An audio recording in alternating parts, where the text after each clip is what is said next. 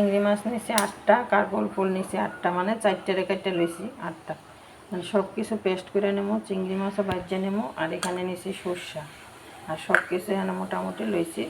এখন সব পেস্ট করুন। পেস্ট করে কারকল ফুলটা দিয়ে চিংড়িটা আলাদা বাজিয়ে নেবো আগে, তারপরে দিয়ে মশলাটা দিব, যা যা পেস্ট করুন, আর নারকেল টারকেল যা যা আছে সব দিন। দেখ ওই যে কারকুলটা দেখাইছিলাম, যে কারকুলের সব কিছু পেস্ট করে নিছি, বিচি টিচি যা আছে সব পেস্ট করে নিছি। এখন আমি ওইখানে সর্ষেটা দিয়ে দিছি। সর্ষেটা দিয়ে আর বেশি লাড়া দিতাম না আর কি, সঙ্গে সঙ্গে নামাই দিচ্ছি। তারপরে কারকুলের মধ্যে এক এক করে দিয়ে দেবো ওই যে চিংড়ি মাছগুলো, এইসব চিংড়ি মাছগুলো।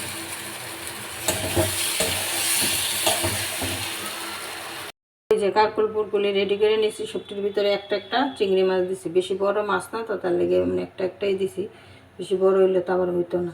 আর এদিকে একটু পিডলি রেডি করে লইছি। কেউ হয়তো আমরা খালি ভাজে, তবে আমি একটু পিডলি দিয়ে ভাজম আর কি।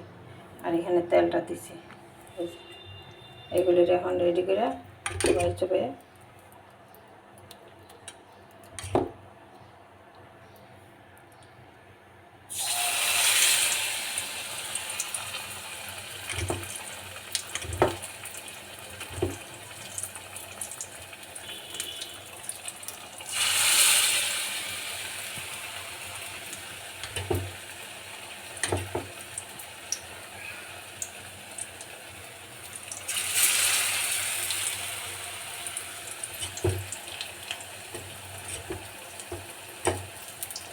এই যে এখন আমি এখানে 4টা দিছি, 4টা ভেজে নেব।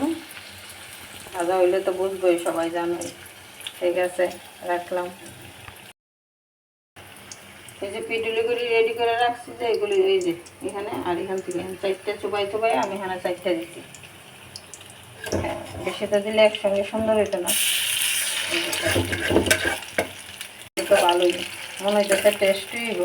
তো কারকল করতে ভালো হইলে একটা দিয়েই ভাত খাওয়ানো যায়। ঠিক আছে বন্ধুরা, দেখা যাক, রাখলাম। সবাই ভালো থাকবা।